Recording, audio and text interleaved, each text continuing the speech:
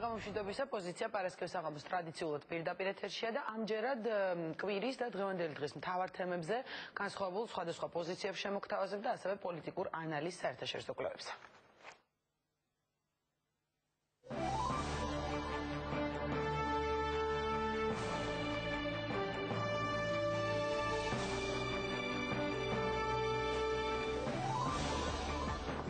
პარლამენტში კონსტანტინე გამსახურდიას ხმაურიანი გადაწყვეტილება. პირველი პრეზიდენტის შვილი დეპუტატის მანდატს იბრუნებს. მე მივიღე გადაწყვეტილება, რათა აღვიდგინო სადეპუტატო უფლებამოსილება საქართველოს პარლამენტში. როგორ გამოეხმაურა პარლამენტი გამსახურდიას არჩევანს? როგორ აფასებს დეპუტატების რიგებში ხელისუფლების კიდევ ერთი ოპონენტის გამოჩენას მართველი გუნდი? Მნიშვნელოვანია, რომ სწორედ პარლამენტში ეს პოლიტიკური სპექტრი კიდევ უფრო ფართოვდება. კარგია, რომ არასაპარლამენტო ოპოზიციის ერთ-ერთი ლიდერი იღებს გადაწყვეტილებას გახდეს საპარლამენტო ოპოზიცია. და საპარლამენტო ოპოზიცია, რომლის ნაწილმაც ეს გადაწყვეტილება წელიწადნახევრით ადრე მიიღო. კარგია, რომ იგი ბოლოს მიხვდა, რომ ჯობია ტრიბუნის გამოყენება. კონსტანტინე ძლიერი და გამოცდილი ლიდერი, მისი პარლამენტში ყოფნა გააძლიერებს პროდუქტიულობას ოპოზიციური ბრძოლისა. მისაღებია თუ არა გამსახურდიას გადაწყვეტილება იმ ოპოზიციონერებისთვის, ვინც თავის დროზე პარლამენტის წინ პარტია თავისუფლების ლიდერთან ერთად მანდატები დახია. რა შეფასებები მოყვა თანამებრძოლის არჩევანს? ერთი კაცით მეტი იქნება თუ ნაკლები, მე არ ამგონია, რომ ამას რაიმე გადაწყვეტი მნიშვნელობა ჰქონდეს. ჩვენ ბუნებრივია, რომ არ ვეთანხმებით ამ ხედვას და ამ გზას. მაშ გაუმარჯოს საქართველოს. როგორ ხსნის საკუთარ გადაწყვეტილებას კონსტანტინე გამსახურდია და რა გეგმებით მიდის ის პარლამენტში? მე მაინტერესებს თუ სად შეაჩერეს მამაჩემი საქართველოს პირველი პრეზიდენტი. როგორი იქნება საკანონმდებლო ორგანოში თავისუფლების ლიდერის საქმიანობა? მოусმინეთ პოზიციაში დღეს დეპუტატ კონსტანტინე გამსახურდიას. კონსერვატორების პრაიმერი რატომ ითხოვს ოპოზიციის ერთი ნაწილის შიდა არჩევნების ჩატარებას? კონსერვატიული პარტიის ხედვა არის, რომ უნდა შედგეს ერთიანი ოპოზიციური გაერთიანება, ერთიანი ლიდერი. პრაიმერის გეგმა ეს არის დღეს ძალიან აქტუალური. აქტუალური, მაგრამ ამ დრომდე შეუთანხმებელი გეგმა. ვინ ემხრობა და ვინ არ იზიარებს ოპოზიციაში ერთიანი ლიდერის არჩევას? პრაიმერის თემას, იდეას, რა თქმა უნდა, მხარს უჭერს, მაგრამ დღესდღეობით ჩვენ ვერ ხედავთ, რომ რაიმე მზაობა იყოს ოპოზიციურ ძალებს შორის. არანაირ მონაწილეობას არ ვაპირებთ, არც ეგრეთ წოდებულ პრაიმერში ნახდებიან ისინი, ვინც ერთიან სამოქმედო გეგმაზე იქნებიან შეთანხმებული. რატომ ვერ თანხდება ოპოზიცია ერთიან სტრატეგიაზე და ვინ ვერ თმობს ლიდერობის ამბიციას? რას თავაზობს კონსერვატიული პარტია კოლეგებს? თუკი ჩვენ ხელისუფლებისგან ვეთხოვთ დემოკრატიულობას, აუცილებელია, რომ ოპოზიციამაც თვითონ შეძლოს თავის შიგნით დემოკრატიული პროცესებით დაარეგულიროს ურთიერთობები. ურთიერთობის რა ფორმით გაგრძელებას უჭერს მხარს ინიციატივის ავტორი და შედგება თუ არა კონსერვატორების პრაიმერი? დღეს პოზიციაში ზვია ძიძიგური. როგორი პოლიტიკური ამინდია საქართველოში და რას სურს ხალხს? როგორია საერთაშორისო კვლევის შედეგები და შეფასებები? რას ფიქრობენ პოლიტიკოსები პოლიტიკურ რეიტინგებზე? საფულის მოვლენების შემდეგ ასეთი შედეგი იყო მოსალოდნელი. ოპოზიციისთვის ეს შედეგები, რომელიც აირაინ დადო, ნამდვილად არ არის სახარბიელო. ვინ დაძლევს ქვეყნის წინაშე არსებულ გამოწვევებს, ვინ მოაგვარებს უმუშევრობის პრობლემას? რას ფიქრობს და ვისენდობა ხალხი? რატომ არ იზიარებს ოპოზიციის ნაწილი კვლევის შედეგებს? ასეთი ტიპის ორგანიზაციების კვლევების კორექტირება ძალიან ხშირად ხდება ხელისუფლების ინტერესების გათვალისწინებით. გადაიხდის სააკაშვილის ხელისუფლება ფულს, რეიტინგები გაშანშალებულია. როგორია მოსახლეობის განწყობა და რა არის საზოგადოების დაკვეთა? რა უჩვენა კვლევის შედეგებმა ხელისუფლებას და შევა თუ არა კორექტივები მართველი გუნდის სტრატეგიაში? რეიტინგების ყოველდღიური თვალის მიდევნება ჩვენი საქმე ნამდვილად არ არის. ჩვენი საქმე არის, რომ ჩვენ თვალყური მივადევნოთ თუ რა ხდება საზოგადოებაში, რა წუხილები აქვს მათ. კვლევის შედეგების ანალიზი. რას ურჩევენ ხელისუფლებას და ოპოზიციას ექსპერტები და როგორია მათი შეფასებები ციფრებში გამოხატულ საზოგადოებრივ აზრზე? სტუმრად პოზიციაში რამაზ საყვარელიძე და გიგი თევზაძე.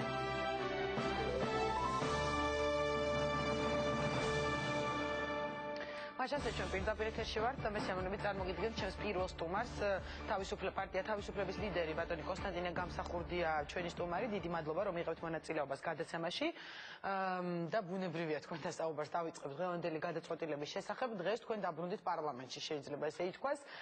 რა იყო მთავარი მოტივი? რა თქმა უნდა, მე ვცლად ვისაუბრებთ, თქვათ, სხვადასხვა მიზეზებზე, ან როგორ ვაპირებთ საქმიანობის გაგრძელება საკანონმდებლო ორგანოში.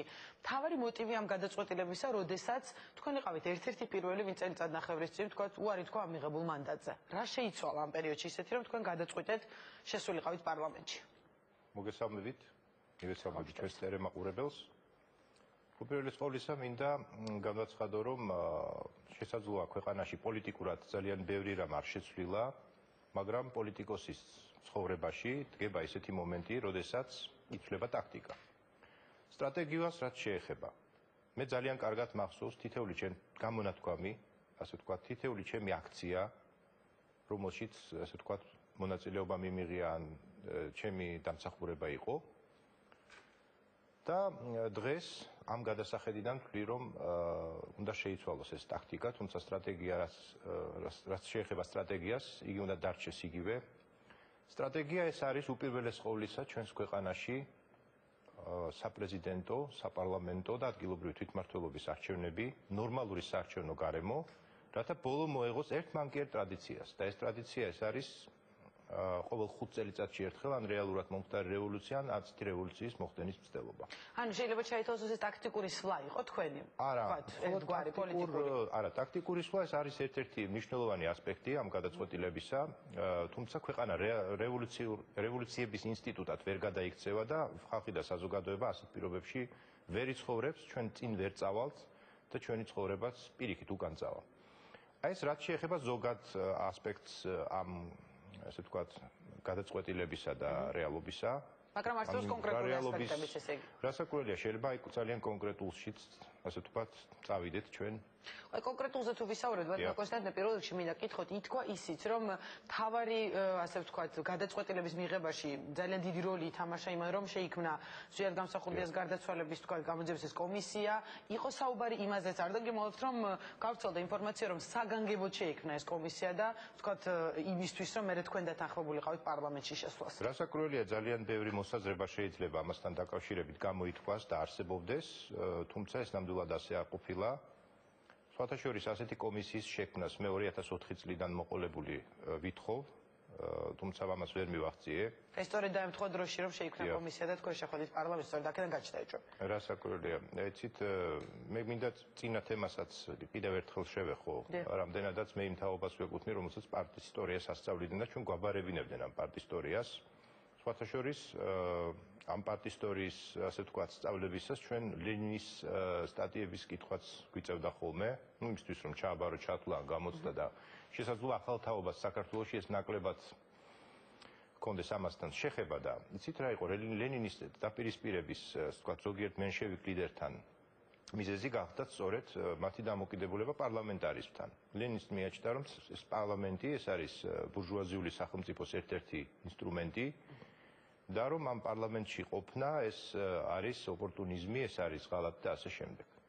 მე ასე არ ვთვლი, სხვათა შორის მაშინაც მე გულისხმობ 2008 წლის ივნისს, როდესაც ეს მივიღე გადაწყვეტილება, დავინახე, რომ უკვე აქ ცხადად იკვეთება ორი ჯგუფი, ერთი რომელიც ფიქრობს შესვლას, ხოლო მეორე რომელიც რჩება ბოიკოტის რეჟიმში, მე ვთვლიდი მაშინ და ახლაც ვთვლი, რომ ორივე ჯგუფს თავისი რეზონი გააჩნდა, თავისი სიმართლე ჰქონდა და მე არც ერთ ჯგუფზე, ასე ვთქვათ, მკვეთრი განცხადება არ გამიკეთებია, ასე ვთქვათ, არც ერთის ქმედება არ დამიგმია მაშინ. ჯერ კიდევ. მაგრამ მიიღეთ გადაწყვეტილება, რომ მაშინ მაგრამ გადაწყვეტილება, დიახ, ასეთი მივიღე, რომ თქვი უარი. იცით, სწორი რა იქნებოდა, აი დღევანდელი გადასახედიდან. სწორი იქნებოდა, მაგალითად, სრული ბოიკოტი. იმ შემთხვევაში, თუ ყველა მონაწილე უარს იტყოდა პარლამენტში შესვლაზე. ამას გარკვეული პოლიტიკური ეფექტი მოჰყვებოდა და ალბათ მოხდებოდა არჩევნების შედეგების რევიზია. თუმცა მაშინაც იყო ცხადი, რომ სრული, უკაცრავად მე უბრალოდ ჩაგეკითხებით ხოლმე, რომ სრული ბოიკოტი არ იყო სახეზე, ანუ მაშინვე გაკეთდა მალევე განცხადებები, რომ რაღაც ნაწილი თანხმდებოდა შესვლას პარლამენტში. ასე იყო, დიახ. ამიტომ იმიტომ გეკითხებით, რომ თქვა მაშინ რატომ არ შეხვედით. და ასევე სწორი იქნებოდა ყველა ლიდერის შესვლა პარლამენტში და ფაქტიურად ეს იქნებოდა დაახლოებით 30 ადამიანი პარლამენტში და ეს საკმაოდ შეცვლიდა სიტუაციას პარლამენტშიც და მთელს ქვეყანაშიც. ბატონ კონსტანტინე, თუ გიცდით ეხლა მაინც თქვათ იგივე თქვენს თანამებრძოლებთან ვისტარდეთ საერთოდ გაზაფხულის აქციები ერთად იყავით, ვისაც მიიღო თქვათ ივნისში მაშინ არჩევნებზე მანდატი და მერე უარი თქვენ ზოგმა საერთოდ დახია. თქვათ დღეს მაინც თუ ქონიათ კონსულტაციები მათთან, რომ იქნებ თქვათ ყველა ეხლა შესულიყავით, იმიტომ რომ იყო ეს პრეზიდენტის შემოთავაზება და იგივე პრინციპით შეიძლება ეხლაც იყოს თქვათ 30 წევრი ოპოზიციიდან. ნუ რამდენადაც ჩემთვის ცნობილი იყო მათი პოზიცია, ამასთან ამ თემაზე საუბარს აზრი არ ჰქონდა. ჩვენ უფრო სხვა თემაზე გქონდა კონსულტაციები, ჩვენ ვცდილობდით დიდი ეროვნული გაერთიანების შექმნას, მაგრამ ეს მცდელობაც, ასე ვთქვათ, ვერ განხორციელდა. ამდენად პარლამენტში შესვლასთან დაკავშირებით კონსულტაციები ნამდვილად არ ყოფილა. გასაგებია მე მქონდა კონსულტაციები, ასე ვთქვათ, ჩვენ საზღვარგარეთელ პარტნიორებთან და ეს იყო სექტემბერ-ოქტომბრის განმავლობაში, ასევე კონსულტაციები გავიარე იმ პოლიტიკური მოძრაობის აქტივთან და წევრებთან, რომლის თავმჯდომარეც მე გახლავართ. და ანუ მათი ირჩევა იყო, რომ გადაგედგათ ეს ნაბიჯი. გასაკვირველია. კარგი და მოდით ამ ოპოზიციის თემა ამოწოდეთ, რომ მე მინდა ისევ კომისიაზე ვისაუბროთ. ფიქრობ თუ არა, რომ თქვა ამ გადაწყვეტილების შესაძლოა ერთგვარ ან გაანაწყენეთ, ან დღეს მოვისმინეთ ჩვენ კომენტარები თქვენი თანამებრძოლების, რომლებმაც პრინციპში თავი შეიკავეს თქვენი კრიტიკისგან, მაგრამ ყველამ ძალიან ღიად დააფიქსირეს, რომ არ მოიწონეს თქვენი ეს გადაწყვეტილება. და თქვა ერთგვარად ამით ხო არა რაღაც ხელისუფლებების ბასთან გარიგებაშიც დაგდეს ბრალი, თქვა და იყო ესეთი განცხადებებიც იგივე პრესაში. ან იყო ეს ერთგვარი რისკი თქვენი პოლიტიკური იმიჯისთვის ამ გადაწყვეტილების მიღება? მე არ ვფიქრობ ასე. ჩვენ ხელისუფლებასთან გქონია ურთიერთობები. ეს იყო სამჯერ. ეს მოხდა ორჯერ უშიშროების საბჭოზე და ერთხელ ეს იყო შინაგან საქმეთა სამინისტროში. ჩვენ არ ვხვდებით ხელისუფლებას, ასე ვთქვათ, კონსპირაციულ ბინებზე და სარდაფებში და არანაირ გარიგებაზე და არანაირ ფარულ მოლაპარაკებებზე არ მივდივართ. გასაგებია. და მე მინდა დავუბრუნდე კომისიის თემას, რომელიც ძალიან ასე ვთქვათ, საინტერესო და ხმაურიანია თქვენ გადაწყვეტილებასთან ერთად. პირველ რიგში ვიტყვი მას, რომ იგივე ვთქვათ, აი ზვიად გამსახურდიას თანამებრძოლმა, ზვიად ძიძიგურმა, რომელიც დღეს სხვაჩვენს ჩვენი სტუმარია, განაცხადა, რომ ხელისუფლებას გამსახურდიას გარდაცვალების მიზეზების შემსწავლელი კომისიის ჩამოყალიბება პარლამენტში ოპოზიციის შესატყუებლად სურს. ან ნაწილი თვლის, რომ თქვენ შეგიტყუეს პარლამენტში, ასე ვთქვათ. ამაზე ნაწილობრივ გაეცით პასუხი, მაგრამ მინდა ასე გადავიდე ამ კომისიის თემაზე. თქვენი შეფასება, ვთქვათ, აი ამ კომენტარზე არის თუ არა ესე და მე უკვე გავყვეთ კომისიის მუშაობას. ეს ასე ნამდვილად არ არის, ვინაიდან გამოძიება ამ საკითხისა მე უკვე დაწყებული მაქვს. თქვენ ალბათ გახსოვთ, ტელეიმედზე გავიდა ორი ფილმი, ეს იყო დამოუკიდებელი ჟურნალისტური გამოძიება. ფილმს ერქვა დინების საწინააღმდეგოდ. და მე უამრავ მასალას ვფლობ ამასთან დაკავშირებით. ანუ ამაზე მუშაობა მე გუშინ არ დამიწყია ნამდვილად. ამდენად მე ვპირდები ჩვენს საზოგადოებას, რომ გამოძიება იქნება სერიოზული და ეფექტურ შედეგებსაც დავდეთ. ამასთან დაკავშირებით მე მინდა ისე გავიხსენო დიდი ფრანგი მწერალი ვიქტორ იუგო, რომელსაც ეკუთვნის ასეთი გამონათქვამი, რომ შვილმა უნდა იცოდეს თუ სად შეჩერდა მამა. მე როგორც მოქალაქეს, როგორც ქართველს და როგორც შვილს მაინტერესებს თუ სად შეაჩერეს მამაჩემი. გასაგებია, სწორედ ამიტომ მიიღებთ მონაწილეობას ამ კომისიის მუშაობაში, ითქვა ისიც, რომ შესაძლოა თავმჯდომარე გახდეთ. ანუ სად არის ეგ ინტერესთა კონფლიქტს არ ექნება, ვთქვათ ადგილი.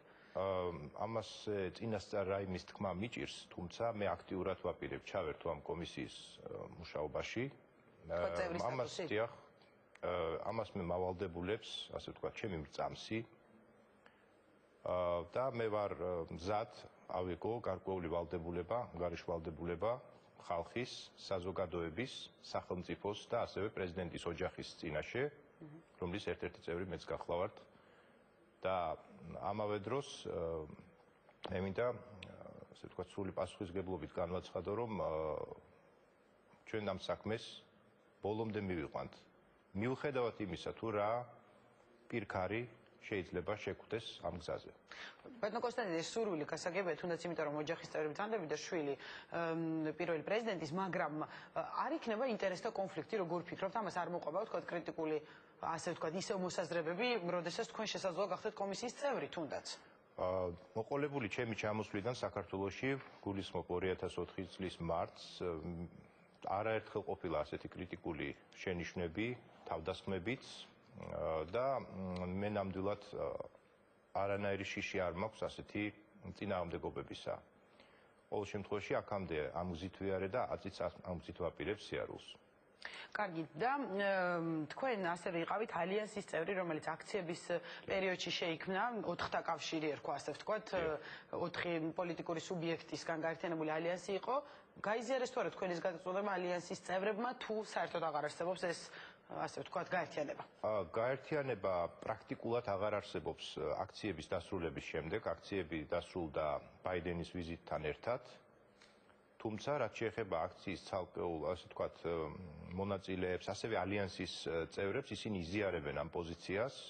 ჩვენ სხვათა შორის კაკუასათიანი გუგული მაღრაძე ხო მაყურებელს მინდა შევახსენო ვინ შედიოდა მალიანში და იმიტომ გულისხმობ იყო ალიანსი თავისუფლებისთვის დიახ ისინი იზიარებენ პარტია იყო ამიტომ დავასახელებოთ ლიდერები დიახ მე მქონდა მათთან შეხვედრა მქონდა მათთან კონსულტაციები და ისინი იზიარებენ როგორც ჩემს გადაწყვეტილებას ისე ასე ვთქვათ ამ კომისიაში ჩართვას.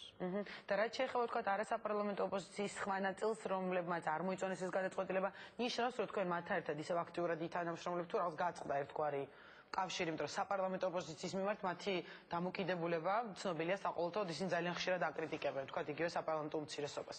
პოლიტიკამ არ იცის სამუდამო გაწყვეტა. მე ესე მგონია. ამ ეტაპზე? ამ ეტაპზე ვნახავთ. ეს დამოკიდებული იქნება მათზე. დამოკიდებული იქნება თუ რა სიტუაცია შეიქმნება ქვეყანაში და საით წავა, ასე ვთქვათ, პოლიტიკური სიტუაცია და ქვეყანა. და რაც შეეხება უშუალოდ ბოლო კითხვა მინდა დაგიშოთ, პარლამენტში თქვენ სამომავლო მოღვაწეობას გარდა კომისიისა, ვთქვათ, რაც გასაგებია რომ აქტიურად ჩაერთვებით ამ პროცესში, რა იქნება ეს პირველი თქვენი ნაბიჯი უკვე თუ გაქვთ მომფიქრებული ან რა პროცესებში აპირებთ აქტიურად ჩართვას, თუ არის მოსალოდნელი რომ ან ფრაქციის შექმნაზე იზრუნოთ, ან უმცირესობის წევრი გახდეთ, თუ დამოუკიდებელი დეპუტატის რანგში განაგრძობთ? დამოუკიდებელი დეპუტატის რანგში გავნაგზობ, ვინაიდან ეს არის პარტიული პარლამენტი და ფრაქციები უკვე გადანაწილებულია, ადამიანები არიან გადანაწილებული უბრალოდ ამ ფრაქციებში. აქ არის მთელი რიგი საკითხები, მე მოგახსენეთ იგივე არჩევნების საკითხი, რომელიც აუცილებლად უნდა დადგეს, ანუ ნორმალური საარჩევნო გარემოს საკითხი. და ანუ პირველ რიგში თვითმმართველობას გულისხმობთ. რასაკვირველია, თვითმმართველობა იქნება, ეს საპარლამენტო იქნება, საპრეზიდენტო, ერთხელ და სამუდამოდ ამ ქვეყანაში უნდა დამკვიდრდეს ასეთი არჩევნების ტრადიცია და ხელისუფლების შეცვლის ტრადიცია, სწორედ ამგვარი არჩევნების გზით, ანუ ცივილიზებული გზით.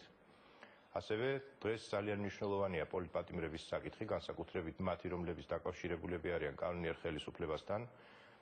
ასევე საერთოდ ზოგადად უკანონო პატიმრების საკითხი, აქ არის ასევე სოციალური საკითხი და მე მინდა კიდევ ერთი რამ მოგახსენოთ იგივე ზიად გამსახურდიასთან დაკავშირებით, რომ იგი დღემდე ბრალეულად ითვლება. ითვლება ბრალეულად ისევ ხალხის და სახელმწიფოს წინაშე და აი ეს უნდა ერთხელ და სამუდამოდ მოიხსნას ეს ბრალეულობა. და თქვენ თვლით რომ კომისიის საშუალებით ვთქვათ ამის მოგეცემათ? აუცილებლად ჩვენ ყველაფერს გავაკეთებთ, რათა ეს ასე ვთქვათ მძიმესი ცოდვა, რომელიც გვაწევს მთელს ხალხს, მთელს სახელმწიფოს ერთხელ და სამუდამოდ შესაძლოა მოითხოვოთ კომისიის ხდომაზე ედუარდ შევარდნაძის მოსვლა ვთქვათ? ყველას მოსვლას მოვითხოვთ, თუმცა საწყისი ასე ვთქვათ პოზიცია მე ახლა ასე წარმომიდგენია, ეს არის რასაკვირველია აბსოლუტური უდანაშაულობის პრეზუმპცია. მე მუშაობას ვიწყებ, ასე ვთქვათ, თითქმის ნულიდან. მე არც მეგულისხმევ ვინმეს დანაშაულზე არ მილაპარაკე, უბრალოდ თუ მოიწვევთ მას, იმიტომ რომ საინტერესო იქნება ვთქვათ მისი პოზიცია. მე ვიწყებ მუშაობას ნულიდან. მე არაფერი არ ვიცი. გასაგებია.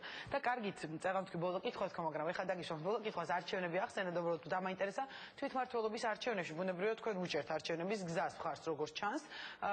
შესაძლოა რომ თქვენ პირადად ან თქვენი პარტიის კანდიდატურა ვიხილოთ მერობის პოსტზე არჩევნებში. ვნახოთ, ამის წინასწარ თქმა არ შემიძლია, ვინაიდან თქვენ არ ვიცით. პრაიმერზე მხობით არ ვიცი, იმიტომ რომ ეს რამაზე გვექნება შემდეგ სტუმართან საუბარი. არა, პრაიმერთან დაკავშირებით ვერაფერს მოგახსენებთ, ეს ჩემთვის სრულიად ახალია. ხოთ შორის ერთ პრაიმერში მე უკვე მაქვს მონაწილეობა მიღებული, ეს იყო 2005 წელი. თუმცა მაშინ დიახ, წინა თვითმმართველობის არჩევნებში იყო ეს და მაშინ ნამდვილად არ გამოდგა ეს ეფექტური. ამიტომ პრაიმერს არ ემხრობთ, კარგით, მაგრამ შესაძლოა რომ თქვენი კანდიდატურა ვიხილოთ? ანუ მიიღებთ მონაწილეობას თვითმმართველობის არჩევნებში. ამას ვერ მოგახსენებთ ახლა. ანუ ჯერ გადაწყვეტილება მიღებული ეს პარტიას არ აქვს. კარგი, ძალიან დიდი მადლობა ბატონო კონსტანტინე, პარტია თავისუფლების ლიდერი კონსტანტინე გამსახურდია იყო ჩვენი სტუმარი და სულ რამდენიმე წუთში კონსერვატორების ლიდერი ზვიად ძიძიგური შემოგვერთდება. კონსერვატორების პრაიმერი რატომ ითხოვს ოპოზიციის ერთი ნაწილის შიდა არჩევნების ჩატარებას? კონსერვატიული პარტიის ხედვა არის, რომ უნდა შედგეს ერთიანი ოპოზიციური გაერთიანება, ერთიანი ლიდერი, პრაიმერის გეგმა, ეს არის დღეს ძალიან აქტუალური. აქტუალური, მაგრამ ამ დრომდე შეუთანხმებელი გეგმა, ვინ ემხრობა და ვინ არ იზიარებს ოპოზიციაში ერთიანი ლიდერის არჩევას? პრაიმერის თემას, იდეას, რა თქმა უნდა, მხარს უჭერთ, მაგრამ დღესდღეობით ჩვენ ვერ ვერ ხედავთ, რომ რაიმე მზაობა იყოს ოპოზიციურ ძალებს შორის. არანაირ მონაწილეობას არ ვაპირებთ არც ეგრეთ წოდებულ პრაიმერში. პრაიმერზე შეთანხმდებიან ისინი, ვინც ერთიან სამოქმედო გეგმაზე იქნებიან შეთანხმებული. რატომ ვერ თანხდება ოპოზიცია ერთიან სტრატეგიაზე და ვინ ვერ თმობს ლიდერობის ამბიციას? რას თავაზობს კონსერვატიული პარტია კოლეგებს? თუკი ჩვენ ხელისუფლებისგან ვეთხოვთ დემოკრატიულობას, აუცილებელია რომ ოპოზიციამ თვითონ შეძლოს თავის შიგნით დემოკრატიული პროცესებით დაარეგულიროს ურთიერთობები. ურთიერთობის რა ფორმით გაგრძელებას უჭერს მხარს ინიციატივის ავტორი და შედგება თუ არა კონსერვატორების პრაიმერი? დღეს პოზიციაში ზვიად ძიძიგური.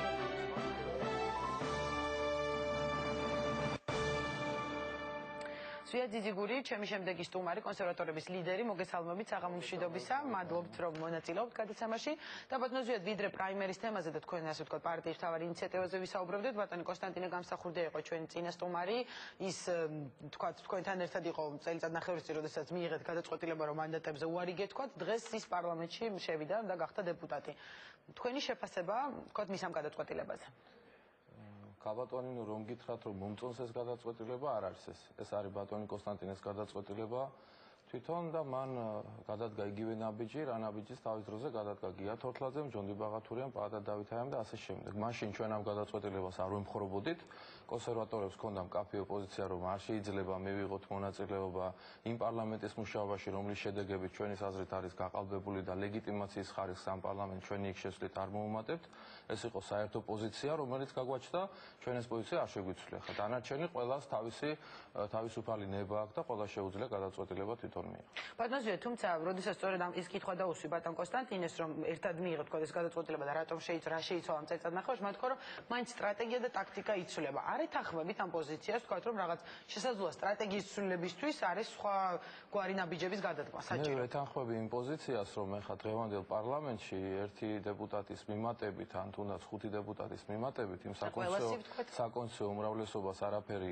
არ ეშველება და მუდმივად გააგრძელებს ეს პარლამენტი ისეთ ტემპში და ისეთი მიმართულებით მუშაობას, რა მიმართულებითაც მუშაობს. ამიტომ მე ვფიქრობ, რომ ეს არის თვითონ ბატონი კონსტანტინესთვის მნიშვნელოვანი, მაგრამ რაიმე რომ ამ ქვეყანაში შეიცვალოს და ამ პარლამენტის მუშაობა ახლა გახდეს უფრო პროდუქტიული და დემოკრატიული მიმართულებით მიიღოს კანონები, მე ვფიქრობ, რომ ესეთ საშიშროებას არ უნდა ველოდოთ. მაგრამ ყოველს რომ იგეგოთ ეს შეთავაზება და თქვა დაასრულებ ამ პარლამენტის თემას, მაგრამ იყო პრეზიდენტის შეთავაზება, თქვა უფრო მეც რომ იგეგოთ, ხო უფრო მეტი ოპოზიციონერი იქნებოდა პარლამენტში. ამ შემთხვევაშიც გქონიათ, რომ თქვა აზრი არ ქონდა წელიწადნახევრის შემდეგაც. ჩემის აზრით ეს იყო პრეზიდენტ სააკაშვილის მიერ წამოწყებული პოლიტიკური თამაში, ეს კომისიაც მე ჩემი პოზიცია დავაფიქსირე და შემიძლია გავიმეორო, ზვიად გამსახურდიას მკვლელობის თუ დაღუპვის ფაქტების გარემოების შემსწავლელი კომისია 2004 წელს, როდესაც მე დავაყენე პირადად ეს საკითხი, მაშინ არ იქნა მიღებული და გაზიარებული, მაშინ უმრავლესობის ლიდერმა ქალბატონმა ნადირაძემ განაცხადა, რომ ყველასთვის ხომ ცნობილია ისედაც რომ ზვიად გამსახურდიამ თავი მოიკლა და რა საჭიროა ამის გამოძიება. ეს იყო მაშინ ოფიციალური პოზიცია ხელისუფლების. რა შეეცვალათ მათ ამის მერე ცნობიერებაში ვერაფერს ვერ გეტყვით, მაგრამ სერიოზული ეჭვია რომ ეს პოლიტიკური манипуляციებისთვის გააკეთეს ეს კომისია. აქედან გამომდინარე, ჩემთვის პირადად ეს არის მიხეილ სააკაშვილის რაღაც პოლიტიკურ თამაში ჩართვა და მე ამის სურვილი არ მაქვს. კარგით, გადავიდეთ ოპოზიციურ გეგმებზე და თამაშებზე, ასე ვთქვათ, პოლიტიკურზე. არის განსხვავებული სტრატეგიებზე და გზებზე სულ საუბარი, იგივე რადისონის შეხვედრა ვნახეთ, სადაც იყო, ასე ვთქვათ, განსხვავებული მოსაზრებების გამოხატვა, ზოგი ირჩევს არჩევნების გზას, ზოგი ირჩევს ისევ აქციებს და ვთქვათ, საპროტესტო გამოსვლებს. თქვენი იდეა ვიცით პრაიმერის შესახებ, მაგრამ ვიდრე პრაიმერზე ვისაუბრებთ, რომელ სტრატეგიას უფრო ემხრობით? ანუ თუ პრაიმერის გარეშე ვთქვათ ქალბატონო მიმაჩნია რომ ეს ავსევი მცდარად არის დაყოფილი საკითხი რომ აი აქციების გზა და არჩევნების გზა პოლიტიკური პარტიისთვის, პოლიტიკური ორგანიზაციისთვის, პოლიტიკური პერსონებისთვის აქციებით და არჩევნებით ეს არის პოლიტიკური ბერკეტი, ეს არის ზემოქმედების საშუალება ხელისუფლებაზე, საზოგადოებრივი აზრის ჩამოყალიბებისათვის და ასე შემდეგ. მე ვფიქრობ რომ აქციებიც აუცილებელია და კონსერვატორები არც ერთ აქციაზე არ დარჩენილან ისე რომ მონაწილეობა არ მიეღოთ, მაგრამ არჩევნებზე უარის თქმა და ესე დაყოფა საკითხის რომ აი ის ბერკეტი არ მიმაჩნია რომ ბერკეტია, ეს მე ვფიქრობ რომ არ არის. იგი ოპოზიციაში შეგინთ თქვა ბატონო ზვიად, მე მახსოვს ქალბატონო ნინომ თქვა შეურიგებლები, რეჟიმის შეურიგებლები და თქვა არჩევნების მოხდები ეროვნული ფორუმი არის ზიარებს რომ ამ არჩევნებში ამას გულისხმობდი განსხვავებულად. მოგახსენებთ რომ ჩვენი იდეას პრაიმერის შესახებ სწორედ ამ იდეების შეჯერებასაც გულისხმობს და პრაიმერი მე მინდა მოქალაქეებს უბრალოდ შეიძლება ბერმა არც იცის რა არის პრაიმერის სიტყვა თვითონ რას ნიშნავს ქართულად რომ ვთქვა ჩვენებურად ლაზათიანად ეს არის ერთობის გეგმა. ერთობის გეგმა ჩვენ გვაჩნია, რომ რეჟიმის შეცვლა არის სრულიად შეუძლებელი, თუ კი არ იქნება ოპოზიციური ყველა რესურსი გაერთიანებული. თუ ვინმეს გონია, რომ მიხეილ სააკაშვილი ხა ისეა დასუსტებული, რომ მას შეუძლია დაამარცხოს რომელიმე კონკრეტულმა ერთმა აღებულმა პოლიტიკურმა ძალამ, მე ამ მოსაზრებას არ დავეთანხმები. და მიმაჩნია, რომ აუცილებელი არის ერთობის შექმნა და ერთობის შექმნა არა გარიგებებით, არა მოლაპარაკებით, არა დავუშვათ კულისებში და მე გამოვაცხადებთ, რომ მოდი ჩვენ შევთანხმდით ეხლა და ეს არის ლიდერი, ეს არის კანდიდატი, ეს არის პერსონა, რომლის ირგვლივ არა, ესე არა. ხალხს ვკითხოთ, თვითონ ხალხს. გულისხმობთ, მე კონკრეტულს გულისხმობ? მე მინდა, არა, კონკრეტულს არ გულისხმობ, მე პრინციპზე მაქვს საუბარი, ქალბატონინო და უნდა გითხრათ, რომ პრაიმერის, ანუ წინასწარი არჩევნების იდეა გულისხმობს იმას, რომ ჩვენ მხარდამჭერებს ოპოზიციური პარტიების და ოპოზიციური სპექტრის მხარდამჭერებს ვკითხოთ ჩვენ ყველა მერთად, რომ მოდით აბა ვინ წარმოგიდგენიათ, რომ უნდა იყოს ოპოზიციის ლიდერი, როგორი სტრუქტურა უნდა ჩამოყალიბდეს, როგორი ფორმით უნდა გააგრძელოს ბრძოლა, რომ იყოს ერთიანი PR გეგმა, ერთიანი სტრატეგია, ერთიანი პროგრამა. ჩვენ სხვათა შორის უნდა გითხრათ ქალბატონინო, რომ ერთიანობის საოცარი მაგალითები ვაჩვენეთ 2007 წლის შემოდგომაზეც და 2009 წლის გაზაფხულზეც. ეს ერთობა რომ არ ყოფილიყო, ისე ჩვენ მრავალათასიანი საპროტესტო აქციების გამართვას ვერ შევძლებდით, მაგრამ თავარ მიზანს მაინც ვერ მივაღწიეთ, იმიტომ რომ ერთობის საერთო, ესე იგი, ხარისხი იყო ძალიან დაბალი, უნდა გითხრათ და მეტი ხარისხი არის საჭირო, ვინაიდან სახელმწიფო მხარეს იყო ვერტიკალი, რომლის სათავეშიც მიხეილ სააკაშვილი იდგა და ჩვენ აქეთ პოლიტიკური პარტიები მუშაობდით, რა თქმა უნდა და უნდა გითხრათ ისიც, რომ საერთო ლიდერზე შეთანხმება, საერთო კანდიდატებზე შეთანხმება, ეს არის ძალზე მნიშვნელოვანი და ძალზე სერიოზული და ამას სხვათა შორის თვითონ შიგნითაც მოსახლეობის მოთხოვნაც არის ესეთი, რომ იყოს გამოკვეთილი ერთი ლიდერი, იყოს ჩამოყალიბებული ერთიან კანდიდატზე პოზიციები და ხედვა. მაშინ აქამდე თქვენ განმარტებსა ბუნებრივია ამაზე საუბარი გაქვთ თქვენ თანაგუნდელებთან და ამ თანამებრძოლებთან, ხო? რატომ ვერ ხერხდება, იმიტომ იგივე ბატონ კონსტანტინემაც გაიხსენა და მეც მინდა და სხვა შორის თქვენთან ეს გამახსენდება. წინა თვითმმართველობა, როდესაც იყო ამ პრაიმერის ჩატარების მცდელობა და პრინციპში ესეთი შედეგი ვერ დადგა. ეხლაც არის ოპოზიციის ნაწილი უარს ამბობს საერთოდ. ანუ აი მაინც ვერ თანხმდება ამაზე ოპოზიცია, რა არის მიზეზი? პოლიტიკურ ამბიციებს ვერ თხოვს. როგორც ხედავთ, ახლა ბატონი კონსტანტინეს და ჩემი შეფასებები რაღაც საკითხებში ერთმანეთს არ ემთხვევა. მაშინდელი მოვლენა, რომელიც პრაიმერი ჩატარდა 2005 წლის შემოდგომაზე, სადაც გამოტოვებული დეპუტატების არჩევნები ჩატარდა, ჩვენ მოვახერხეთ ერთიანი კანდიდატები დაგვეპირისპირებინა ხელისუფლებისთვის და საკმაოდ მაღალი შედეგებიც აჩვენა მაშინ ოპოზიციურმა კანდიდატებმა. მინდა შეგახსენოთ, ეს იყო პერიოდი, როდესაც მიხეილ სააკაშვილს ჰქონდა ხელუხლებელი რეიტინგი, იქედან გამომდინარე, რომ მაშინ იმდენი შეცდომა მას არ ჰქონდა დაშვებული და არც დანაშაულები, რაც აქ დღევანდელი დღისთვის დაგროვილი და მაშინ სერიოზული შედეგები დადო ოპოზიციამ. რაც შეეხება დღევანდელ დღეს, მე მინდა დაგარწმუნოთ, ახლა ძალიან ბევრი გადის ხოლმე სიუჟეტები ტელევიზიით, რომ ოპოზიცია ვერ თანხმდება, რომ პრაიმერი არის მათთვის, ესე იგი, მიუღებელი. მინდა დაგარწმუნოთ, პრაიმერი აუცილებლად ჩატარდება, არის შეთანხმება უკვე. საუბარი უკაცრავად საერთო იქნება თუ არა, იმიტომ რომ ჩვენ ვისმენთ ძალიან მკვეთრ განცხადებებს სხვადასხვა პარტიებს, ვინც არ აპირებს ამ პრაიმერში მონაწილეობას. სხვა ლეიბორისტები, იქ ეროვნული ფორუმის ფიქრობს ყოველ შემთხვევაში ესეთი განცხადებები ყავს. მე შეიძლება საერთო ლიდერის აღარ გამოდის. ქალბატონინო, მე მინდა გითხრათ, რომ ოპოზიციის საკმაოდ სოლიდური ნაწილი და დიდი ნაწილი მიიღებს პრაიმერში მონაწილეობას. მე მაქვს ამასთან დაკავშირებით ძალიან სერიოზული ინფორმაციები და ჩვენ ამის გამჟღავნებას დავიწყებთ მას შემდეგ, როდესაც უკვე გამოვაცხადებთ პრაიმერის პროცედურების დაწყებას. ეს აუცილებლად ასე მოხდება და ოპოზიციის დიდი ნაწილი შეთანხმდება ერთობაზე. მე მინდა ყველას უთხრა ჩემ ოპოზიციონერ კოლეგას, რომ არავითარი ალტერნატივა ერთობას არ აქვს. ერთობის გარეშე არ გამოვა არაფერი და ერთი მომენტი არის კიდე ძალზე მნიშვნელოვანი, რასაც მე მინდა ხაზი გაუსვა. ჩვენ ვითხოვთ ხელისუფლებისაგან მუდმივად პერმანენტულად დემოკრატიული ნაბიჯების გადადგმას. ასეთი ტიპის დემოკრატიული ნაბიჯების გადადგმა უნდა შეგვეძლოს ჯერ ჩვენ თვითონ. თუ ჩვენ ვაპირებთ ხელისუფლებაში მოსვლას, თუ კი ჩვენ ვაპირებთ დემოკრატიულად მართვას, ასეთ შემთხვევაში დემოკრატია, რაც ნიშნავს ხალხის მმართველობას, ხალხის აზრის მიხედვით აკომპლექტებას ხელისუფლებისა და ასე შემდეგ, ჩვენც იგივე ნაბიჯები უნდა გადავდგათ. ჩვენ თვითონ შევქმნათ ის სტრუქტურა ხალხის ნებით, ხალხის პოზიცია იყოს ჩვენთვის ყველაზე უფრო მნიშვნელოვანი და ჩავატაროთ დემოკრატიული არჩევნები თვითონ ოპოზიციის შიგნით და ვაჩვენოთ მთელ მსოფლიოს, ვაჩვენოთ ხელისუფლებას, რომ ჩვენ შეგვიძლია ასეთი ნაბიჯის გადადგმა და ეს ძალზე მნიშვნელოვანია რატომაც იცით რომ აუცილებლად მოხდება ძალიან ბევრი ოპოზიციური პარტიისა და ოპოზიციური შეხედულებების ხარდამჭერების აქტუალიზაცია. მათი ეს ძალიან აქტიურად გამოვლენ ისინი პოლიტიკურ საქმიანობაში. ამას გარდა ჩვენ გვაქვს აუცილებლად უნდა შევქმნათ საარჩევნო კომისია. ჩვენ რა თქმა უნდა ვაკრიტიკებთ მუდმივად იმ კომისიას, რომელიც კომისიაც არსებობს დღეს და რომელმაც ჩაატარა წინა საპარლამენტო და საპრეზიდენტო არჩევნები, რომლის მიმართ გვაქვს განუზომელი უნდობლობა. მაგრამ ჩვენ ვაპირებთ და ჩვენ გეგმაში შედის, რომ ბევრი არასამთავრობო ორგანიზაცია ძალიან ცნობილი და კომპეტენტური. საზოგადოებრივი ორგანიზაციები და მე შემიძლია ერთი საზოგადოებრივი ორგანიზაცია დაგიფიქსიროთ თქვენს გადაცემაში, ვინაიდან მან ოფიციალურად თავისი მხარდაჭერა პრაიმერის პროცესის მიმართ გამოხატა. ეს არის ქართული აკადემია, რომელმაც ცალსახად ღიად განაცხადა, რომ ისინი მხარსაც უჭერენ პრაიმერის იდეას, რომ მათაც ექნებათ სხვა პოლიტიკურ პარტიებთან ურთიერთობა და იქნებიან ასე ვთქვათ თვითონ პროპაგანდისტები ამ იდეის და თვითონაც აქტიურად მიიღებენ მონაწილეობას. ჩვენ შევქმნით საარჩევნო კომისიას არასამთავრობო სექტორისაგან, საზოგადოებრივი ორგანიზაციების, პოლიტიკური პარტიების პარიტეტისაგან და დავანახებთ ყველას, რომ ჩვენ შეგვიძლია თვითონ ერთმანეთში დემოკრატიულად ჩავატაროთ პროცესები. კარგი, თუ ჩატარდა ეს პრაიმერი, რა თქმა უნდა, ნახოთ, თქვენ ამბობთ, ნამდვილად ჩატარდება. თუ ეს ჩატარდება, ბატონო ზვიად, ვინ იქნება თქვენი პარტიიდან კანდიდატურა, ვთქვათ, თქვენ როგორც ლიდერი?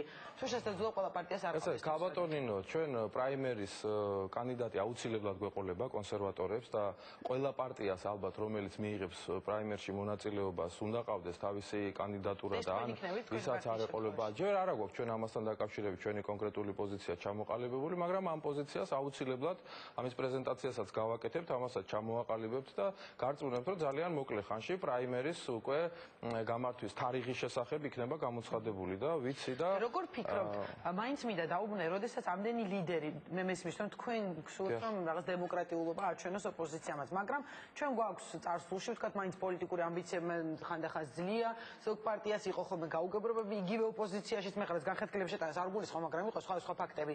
ამ შემთხვევაში, ვთქვათ, გააქვთ იმის იმედი, რომ რაღაც პოლიტიკური ამბიციები არ ძლევს ზოგიერთი პარტიის ლიდერს. ჩვენ სერიოზულ პოლიტიკურ პარტიებზე ვლაპარაკობთ, ანუ როგორ კონკურენცია არ გაჩნდება ოპოზიციაში? პირიქით არის სწორედაც, რომ ეს პარტიები ერთმანეთის კონკურენტები კი არ ხდებიან და ეს პერსონები ერთმანეთის კონკურენტები კი არ ხდებიან.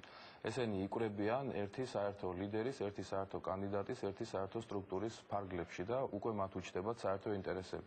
და სწორედ ესეც არის პრაიმერის და ამ ერთობის მომხიბლაობა, რომ მთავარი არის, რომ პარტიებმა რეჟიმის წინააღმდეგ იმუშაონ არაკონკურენტულ რეჟიმში და ამის ელემენტები გაზაფხულის აქციების დროს ჩანდა, არამედ იმუშაონ ერთობლივ რეჟიმში და იმუშაონ როგორც პარტნიორებმა, თანამებრძოლებმა.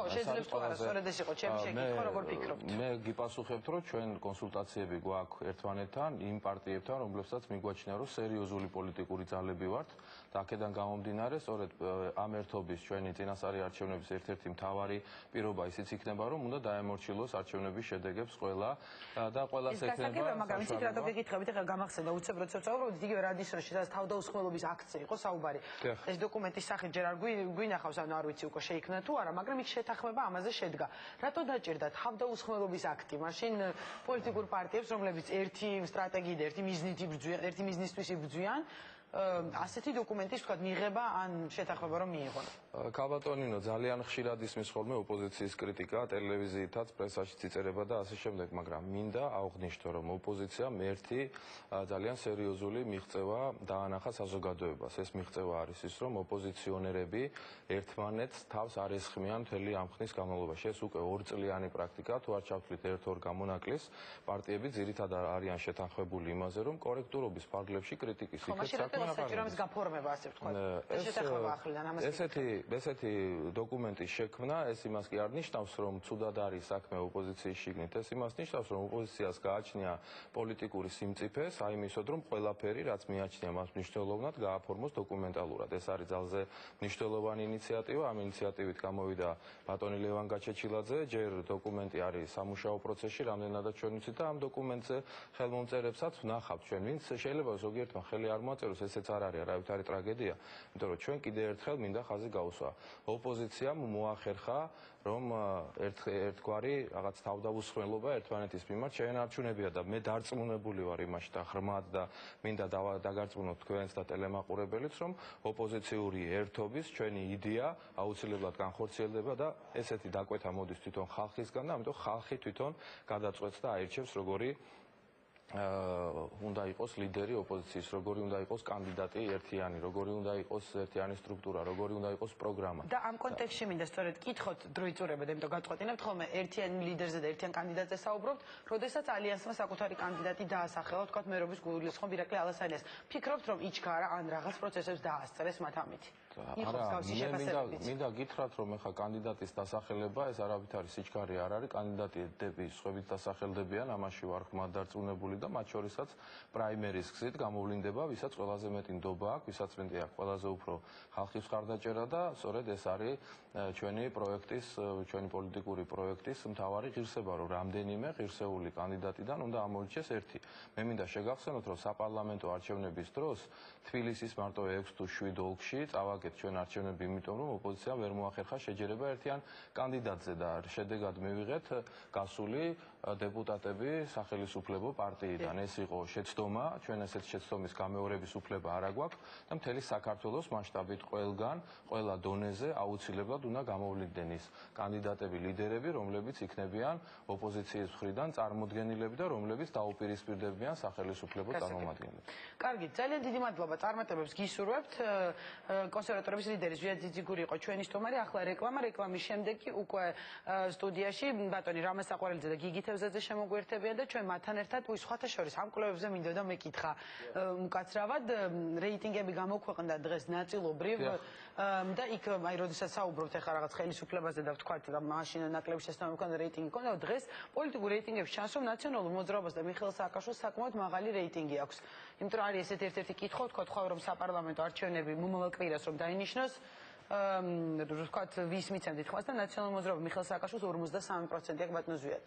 რატომ ესეთი მაღალი მაჩვენებელი თქვენი? მე არ ვენდობი ამ კვლევის შედეგებს, მინდა გითხრათ, რომ ჩვენც გავეცანით შედეგებს, იყვნენ მოსულები წარმომადგენლები ამ ორგანიზაციიდან ჩვენთან ოფისში გაგვაცნეს და ჩემთვის არის სრულიად უსიამოვნო აღსანიშნის, რომ ჩვენ არ გვეუბნებიან სხვა პარტიების რეიტინგებს და შემდეგ რუსთავი 2-ის ეთერში გადის ამასთან დაკავშირებით სიუჟეტები და ხელისუფლების პიარი ხორციელდება აქედან გამომდინარე. ამიტომაც სერიოზული საერთაშორისო კვლევა ყოველთვის აირაის არც ერთი კვლევა აირაის არ დასრულებულა ხელისუფლების პიარის გარეშე და ეს არის ძალიან სამწუხარო. რაც შეეხება იმ ციფრებს ვენდობი თუ არა, უნდა გითხრათ პირდაპირ რომ არ ვენდობი ის რომ მიხეილ სააკაშვილმა მიიღო 70%, მას შემდეგ რაც დაკარგა ტერიტორიები, დევნილები მოგვიმატა, ასეთი საშინელი საფრთხეები შეუქმნა ქვეყანას და ამის შემდეგ მოსახლეობის 70% უჭერს ვარს მიხეილ სააკაშვილს, ეს მაპატიეთ, მაგრამ შეურაცხყოფა არის ამ ქვეყნის მოსახლეობის. ცოტა სხვა რაღაცა მაინც დაწერონ, ცოტა დამაჯერებელი მაინც იყოს ეს ციფრები. კარგი, მოვისმენთ ამაზე ექსპერტების მოსაზრებებიც და ვთქვათ,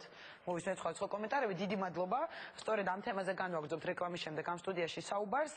რამდენიმე წუთში რამაზ საყვარელიძე და გიგი თევზაძე შემოგვერთებიან.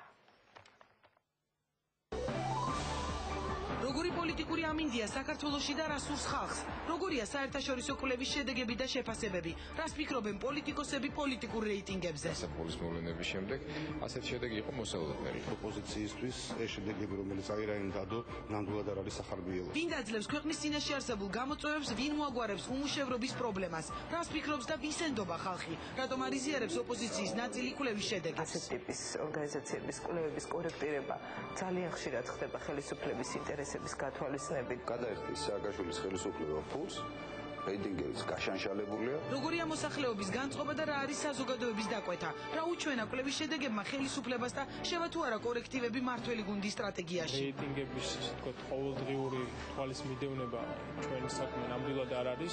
ჩვენი საქმე არის რომ ჩვენ თვალყური მივადევნოთ თუ რა ხდება საზოგადოებაში, რა წუხილები აქვს მათ. კვლევის შედეგების ანალიზი, რას ურჩევენ ხელისუფლებას და ოპოზიციას ექსპერტები და როგორია მათი შეფასებები ციფრებში გამოხატულ საზოგადოებრივ აზრზე. სტუმრად პოზიციაში რამაზ საყვარელიძე და გიგი თევზაძე.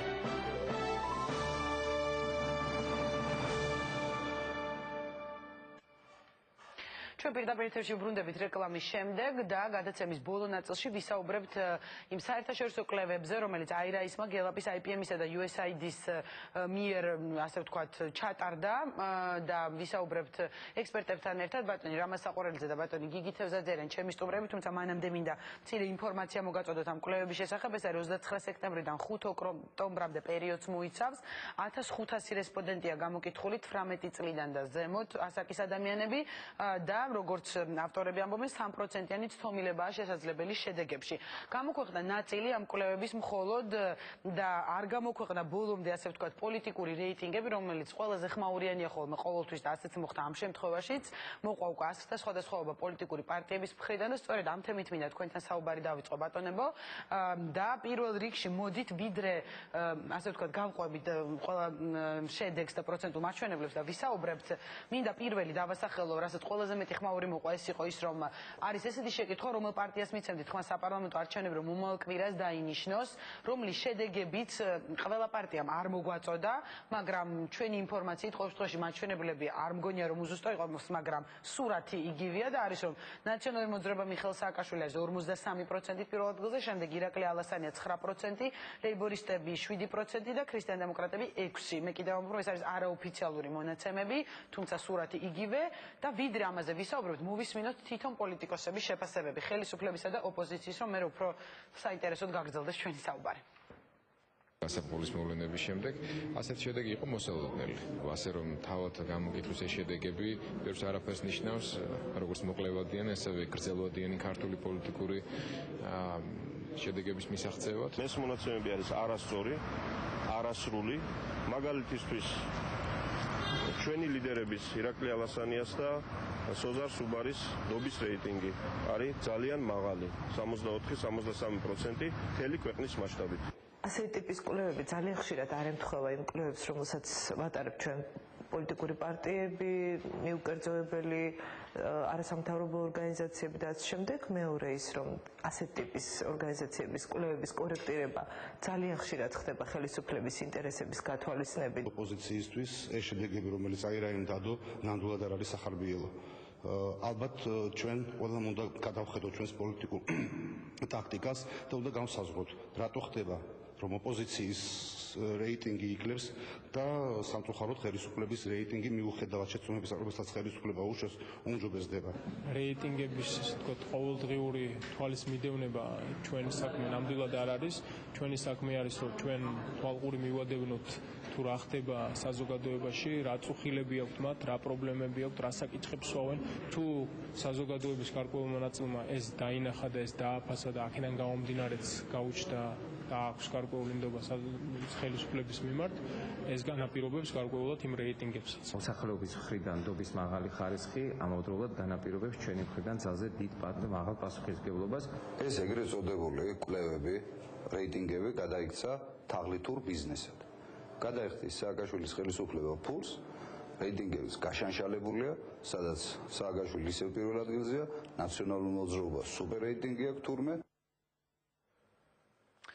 მოდი დავიწყოთ ამაზე საუბარი. პირველ რიგში მინდა გკითხოთ, რა ვიცი, ბატონო გიგი, თქვენ გადავიწყოთ, მაშინ როცა არსებობს კრიტიკული ელექტორატი ქვეყანაში საკმაოდ რაღაც პროცენტული მაჩვენებლით, ყოველ შემთხვევაში იყო გაზაფხულზე საკმაოდ ხალხმრავალი აქციები და ვთქვათ ესეთი ნახეთ ყველა ოპოზიციის მოთხოვნები და მათი საკმაოდ ბევრი მხარდამჭერი და ამ ფონზე ჩანს, რომ ვთქვათ იგივე ნაციონალური მოძრაობა არის ისევ პირველ ადგილზე მიუხედავად იმისა, რომ ოპოზიცია ვთქვათ ამას არ ედობა, ამაზეც ვისაუბრებთ, მაგრამ იგივე ამ კვლევის გარდა იყო ოფიციალური მონაცემები, რაც გამოქვეყნდა, სადაც მაინც ჩანს, რომ ვთქვათ რაღაც არის ეს შეკითხვა, ვინ შეძლებს საუკეთესოდ გაუძღვეს საქართველოს ვთქვათ რუსული აგრესიის დროს მიხეილ სააკაშვილი 51%, შემდეგ არის ირაკლი ალასანია 11%, შალვა თელაშვილი 6%, თარგამაძე 5% და ასე შემდეგ და ასეთი ბევრი შეკითხვაა, სადაც კონკრეტულ პიროვნებებზეა საუბარი და პირველ ადგილს ინარჩუნებს საკმაოდ მაღალი პროცენტული მაჩვენებლით მიხეილ სააკაშვილი. რისი მანიშნებელია ეს?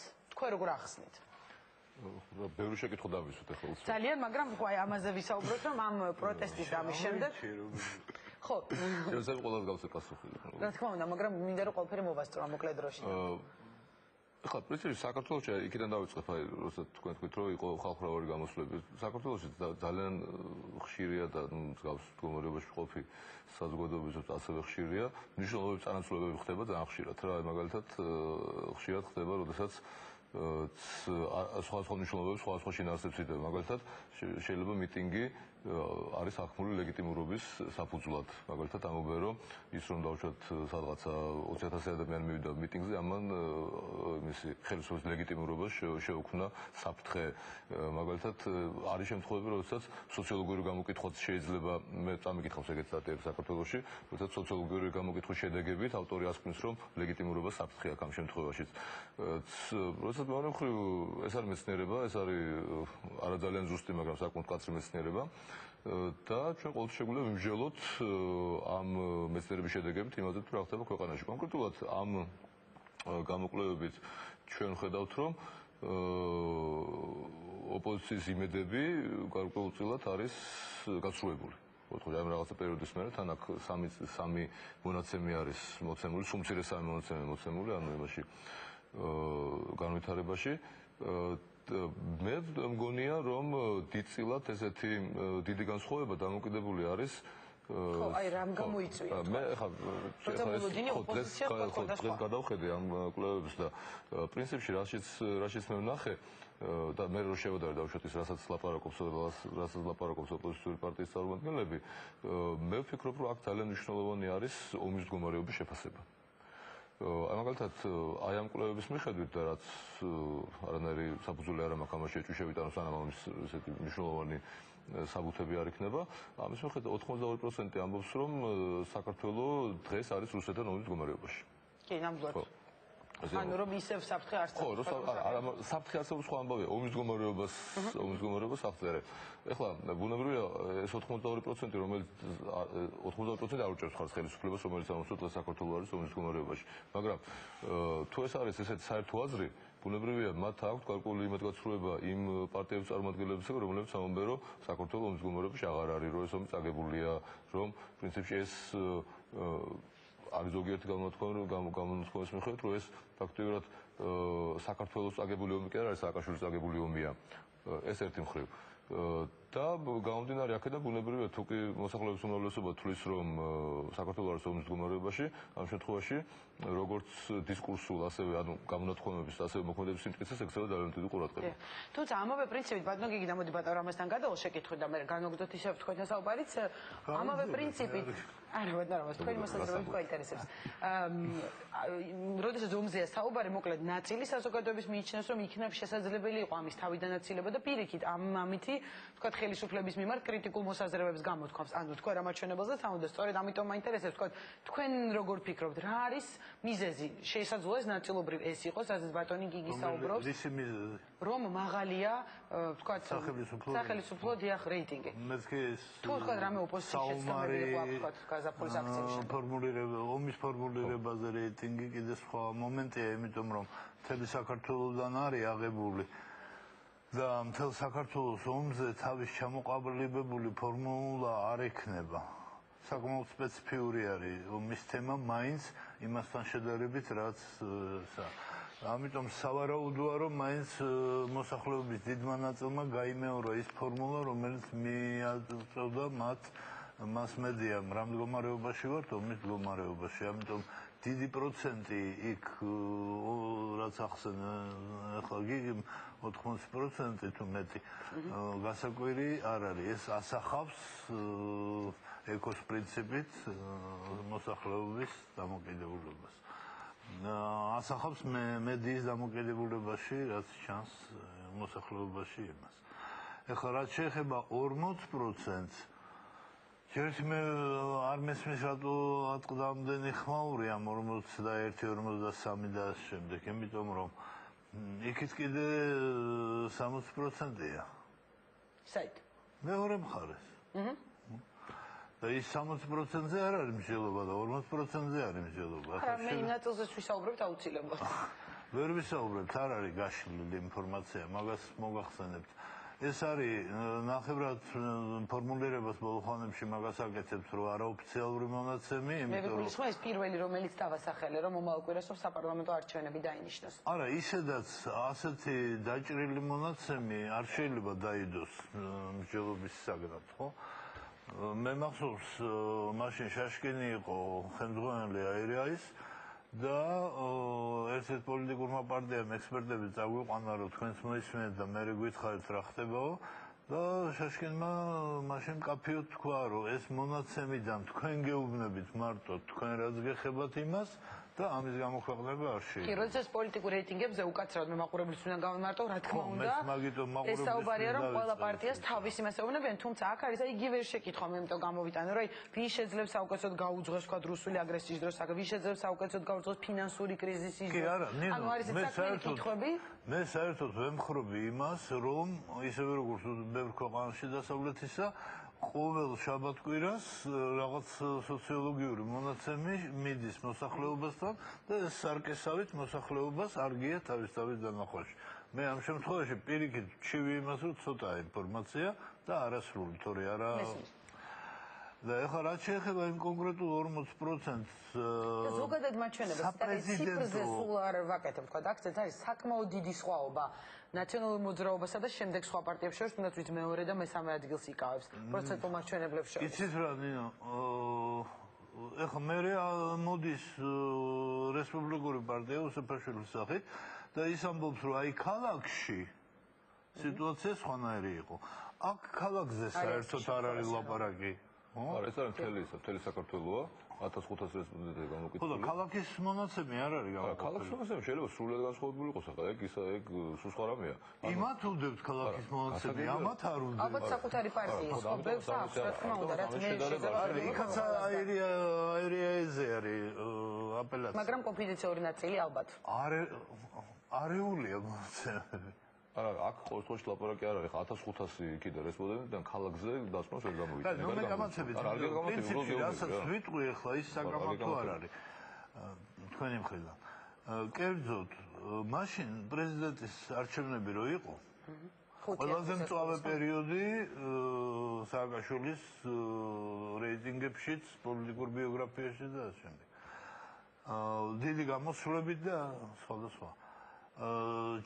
სამუშაო გამოკვლევა იყო ჩატარებული, ანუ არა გამოსაქვეყნებელი და არც გამოქვეყნებულა ეს მონაცემები. საკმაოდ სანდო მხარის მიერ ეხლა უბრალოდ ეთერში არ მინდა ვთქვა იმისგან არ მაქვს გუფლება აღებული და სააკაშვილს ჰქონდა 38%. მართალია მან მერე არჩევნებში 52 მიიღო, მაგრამ აი ერთი კვირით დაახლოებით 2 კვირით ადრე მას ეს პროცენტი ჰქონდა. სიტუაციის დიდი სიმწვევისგან მიუხედავად. ჩემთვის ამიტომ ეს 40% გასაკვირი ციფრი არ არის. აქ ბევრი რამე ერთად იწყებს მუშაობას, ის რომ სახელმწიფო პარტიას ყოველთვის ყავს თავის მხარდამჭერი, ის რომ რაზედაც იყო კიდეც ლაპარაკი, რაღაც შეფასებები მოხდა აპრილის მერე და ამის გამოც გარკვეული ხმები გადალაგდებოდა და ამ შემდეგ ისე რომ ჩემთვის ეს 53% აი ამ გამოცდილება. ანუ მოსალოდნელი შედეგი იყო. მოსალოდნელი არ არის, მაგრამ 63 თუ რამდენიღაცა იქით დარჩენილი ხმები მაინტერესებს. ამჯამით ის ხმები არ გამოვა. გასაგებია, როდესაც ამ 60%-ზე საუბრობთ, თქვა იგივე ბატონი, იქ ძალიან ბევრი პარტიაა, ხო, თქვა ერთი ძალა აღარ იგულისხმება 60%-ში და ნაწილდება ეს ხმები. 60-მდე პარტია იქნება, ყველა თითო პროცენტი რო არის. ხო, ანუ ნიშნავს, რომ მაინც მაღალი მაჩვენებელი რჩება ამ შემთხვევაში ნაციონალებს. ანუ მე მაინტერესებს აი დიდ სხვაობაზე რა სიტყვას თქვა, თქვა როგორც ექსპერტი, რატომ არის ამხელა სხვაობა? ხო, ახლა მე მაინც მეჩემნია როგორც სოციოლოგმა ვილაპარაკო ამ შემთხვევაში. ესე იგი, რაც შეეხება ქალაქის და მთელი ქვეყნის განსხვავებას, ახლა ეს მე როგორც ვიცი, აი რა ის ეს კვლევა არ ჩავტარებ, იმიტომ რომ შეუძლებელია იმ რაოდენობით და იმ შერჩევით გააკეთო ქალაქზე რაღაცა დასკვნა, ასე რომ რაცაც ბატონი დავით უსუფაშვილი ამბობდა, ის ამბობდა ეთყობა სხვა კვლევას, რომელსაც ის არ ამბობს. ხო, შეიძლება აი რა შეტარებული ოღონდ სხვა. შეიძლება ოღონდ სხვა, შეიძლება რაღაცა ხნესინა, შეიძლება ქალაქზე, მაგრამ მე ის არ მინახავს, არ ვიცნობ და იმაზე ვერ ვსწორებ, ამაზე შემიძლია ვილაპარაკო.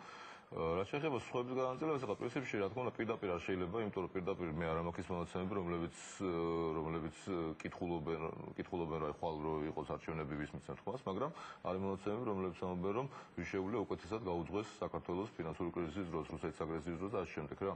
ნუ ამ შემთხვევაში განსხვავება სერიოზულია. ახლა მე არ ვიცი ეს ემთხვევა თუ არა, ნუ შესაძლებელია ემთხვევა უკვე თვითონ იმ პარტიების მისაღებ ხმებსაც, მაგრამ ისევ მე ვფიქრობ, რომ ამ შემთხვევაში ხო რაც რამაზმა თქვა იმასაც ვერ დავეთანხმები რომ რაც თქვა საზოგადოების წარმომადგენლება ის არის ანარეკლე მედიას იმიტომ რომ აკეთილ საქართველოში ჩატარებული ეს არის მეტნაკლებად ჩატარებული იმ ქვესაზოგადოებაში რომლებიც საომარ მდგომარეობებთან ახლოს არიან და თვითონ ხედავენ რა ხდება როგორ ხდება რა არის ასე რომ თლად მასმედიას თლად კი არა ვერც დავუბრალეთ ამ შემთხვევაში მასმედიას რომ მასმედიის ნათქვამის ანარეკლე აბა რა გვინდა მასმედია თუ მას არა აქვს საზოგადოებაში რაღაც ფორმულები არა, რა თქმა უნდა, არა. ხო, მასმედია თლად მაგისათვის ალბათ არ გვინდა, მასმედია ალბათ გვინდა უფრო სხვა რაღაცებისთვისაც, მაგრამ ხო თუ გაჩნდა შედუსის გინდა ვერისთვის მინდა, ხო განსხვავდება ესეთ მაინც. მე ეს განვაგრძო. ხო, მაგრამ მაინც ვფიქრობ, რომ მნიშვნელოვანი აქ მაინც არის ჩამოყალიბებულობა. იმიტომ რომ თუ ერთი პოლიტიკური პარტიების როლი ამაში მე ვიცი რა მაინტერესებს ეს ყველაზე მეტად ეხებათ მათ, ხო? აი პოლიტიკური პარტიების როლი, როგორც ხელისუფლების ოპოზიციის რა იყო ის თქვა რომელიმე მხარის სერიოზულ შეცდომებზე დამოკიდებული ან სწორ ტაქტიკაზე პირიქით. აი როდესაც მე გაზაფხულის შემდეგ იმიტომ ვაკეთებ ამაზე აპელირებას იყო ესეთი პერიოდი და ეხლა უცებ ესეთი მაჩვენებელი. მე ვფიქრობ აი ესეთი ძალიან მკვეთრი დაწოლა ხელისუფლების მხრიდან ინფრასტრუქტურულ პროექტებზე როგორც გზები მაგალითად და სხვა ეს ძალიან დიდ იმედს საჩენს მოსახლეობაში. არა მარტო გარკვეული შემოსავლის იმედს და არა მარტო კონკრეტულ კომფორტს, არამედ კონკრეტულ იმედსაც აჩენს. ახლა რომ ამ მოკლებაში არის ეს ოპტიმიზმი მოსახლეობის, რომელიც არის საკმაოდ მაღალი. 77% ოპტიმისტური, ნეიტრალური 19 პესიმისტური. და ყველაზე სად არის კიდე მაღალი? სად არის კი ომის შემდეგ. ომის შემდეგ ზუსტად ეს სექტემბერშია კიდე მაღალი. იგივე სიმაღლის არის. იგივე სიმაღლის არის, ცოტა დაახლოებით, ხო, დაახლოებით იგივე სიმაღლის არის. ხა ის გასაგები ოპტიმისტური რატომაც არის, იმიტომ რომ იმ შემთხვევაში იყო გადარჩენის ოპტიმიზმი. იმიტომ რომ აშკარად ხალხი ხო. იქნებ ახლად გადარჩენის. ხო, მაგაზე ვიტყვი რაცა იქნებ, მაგრამ არ ამგონია რა, იქნებ ახლად გადარჩენის, არ ამგონია რომ იყოს. არა, ხო, ნუ ახლა ეს არის. ნუ მე ამ შემთხვევაში ლაპარაკობ იმაზე, სტრუქტურულ საფუძვლებზე და არა ფსიქოლოგიურ საფუძვლებზე. ეს ფსიქოლოგიური საფუძველი ყველა კონკრეტულ ადამიანს შეიძლება სხვადასხვა შეიძლება სხვადასხვა იყოს რა თქმა უნდა. მაგრამ ამ შემთხვევაში მე ვფიქრობ, რომ ერთი მხრივ არის ჩამოუყალიბებლობა, ესე არის გაყოფილი, მე ვფიქრობ ახლა პოლიტიკური სპექტრი, ანუ ხელისუფლების მხარეს არის ჩამოუყალიბებულობა და ჩამოუყალიბებლობა არის ოპოზიციის მხარეს, სიმკვეთრე და გარკვეულობა არის ხელისუფლების მხარეს და არასიმკვეთრე და გაურკვევლობა არის ოპოზიციის მხარეს და თუ ეს დავუშვათ სხვა შემთხვევაში თუ რომც რო იყოს სტაბილური მდგომარეობა და არ ვიყოთ მოსალოდნელი აგრესიის საფრთხის ქვეშ, სხვა შემთხვევაში შეიძლება უპირატესობას ყოფილიყო გაურკვევლობა და ჩამოუყალიბებლობა. გვახსოვს ჩვენ საქართველოს ისტორიაში. ხო, მაგრამ იმ ფონზე სხვა შორის, როდესაც შიდა არაულობას გაურკვევლობა პოზიტიურად მოქმედებდა რეიტინგზე და არა ნეგატიურად. ხო, რეიტინგებზე ვამბობ რა. ეს დღეს ნამდვილად არ არის ის ვითარებდა. ამიტომაც ეს მე არის ესეთი მაჩვენებელიც უკაცრავად შეგაწყვეტენ, რომ პოლიტიკოსებმა უნდა იღონონ ყველაფერი, რათა შეინარჩუნონ შიდა პოლიტიკური სტაბილურობა და 91%. ამ შემთხვევაში მე ვთვლი, რომ იმდენად არა მატება და რამაზე აბსოლუტურად მართალია იმაში, რომ ეს რეიტინგი მეტნაკლებად იყო. ნუ ასე თუ ისე ვარდებოდა ეწეოდა, მაგრამ ის რომ დაბალია და გაბნეულია ოპოზიციის მხარდამჭერების შეხედულებები, ეს ნამდვილად არის გაურკვევლობა და არასიცხადის ბრალი. იზიარებთ ნაწილობრივ ამ პოზიციას, ბატონ რამაზან, თქვენი შეფასება პოლიტიკურ პარტიებზე და პოლიტიკურ სუბიექტებს გულისხმობს. მათი შეცდომები და სტრატეგიები. და სოციოლოგიიდან გადავდივართ პოლიტიკაში ალბათ ბუნებრივი პოლიტიკური ეთიკებზე ვსაუბრობთ. ხო და დღეს ლაპარაკი რა თქმა უნდა კრიტიკული აუცილებელიც კი არის სხვადასხვა ტრიბუნიდან ნებისმიერი მიმართულებით და მათ შორის ოპოზიციის მიმართულებითაც არიან ექსპერტები რომლებიც თვლიან რომ სუსტია ოპოზიცია და არ უნდა გააკრიტიკო მე მგონი ამ შემთხვევაში ჯანსაღ პოლიტიკურ ცხოვრებას სჭირდება კრიტიკულობა ყველა მიმართულებით. კერძოდ მიზანი ქონდა ოპოზიციას რაღაც დასახული, ამ მიზანს ვერ მიაღწია. ხელისუფლებას ქონდა დასახული, მიაღწია. ნუ შედეგი ცხადია.